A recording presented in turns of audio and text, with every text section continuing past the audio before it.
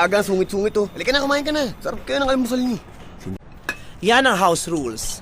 Dapat sundin yung lahat yan. Pati na rin sa third floor, under construction yon. Bawal tsikahin yung mga construction worker, ha? Mali naman po nakasulat dun eh. Binibining RC. Dapat po, ginoong RC. Hindi naman po kayo binibini. Baka binumbuni. Kelvin Gaspar, Ernie, sumunod na kayo. Saka, parang na rin yan sa kaligtasan nyo. Sige na nga po. Pero, Tito Paco, pwede na po ba kami pumasok? Oo! O, bilisan nyo na, tapos hatid ko na kayo.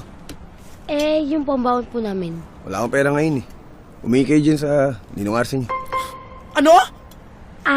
Ninong RC? Pwede niyo po bang dagdagan yung baon ko para sa contribution sa Boy Scout? Sa suot mo yan, may balak pang sumali ng Boy Scout, no? Hindi ka nang hingi sa akin. Ano kala mo sa akin, ATM? Hindi na. Babayaran ko naman yun eh. Yung family day po. Anong family day? Tito Paco, yung family day po, araw para sa pamilya ng mga estudyante. tama. Yun po yun. Hindi ako pwede ngayon eh. Meron ako shooting. Tari shooting. Yan ninong nyo, isama nyo. Artista. Hindi, stuntman ang Tito Paco ko. Stuntman lang pala. Pa-shooting-shooting ka pang nalalaman. Hoy, ikaw wag mo nilalang lang ng statman ha. Hala, Ikaw sumama sa mga yan, may lakad ako. Bakit ako? Ninong ka, di ba? O family ka, di ba? Kalma tayo guys, kalma tayo Next week pa yon. Carry lang. Tito Paco, maliligo na ako.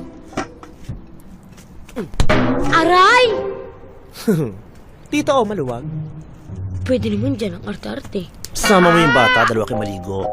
Ang sakit Pwede Ano? naman, di ba? Sabi na maayos. Tara nga, Ernie. Pakatamad mo. Ayan, bagay. Tapos mamalimos kayo dun sa labas para may pambaong kayo.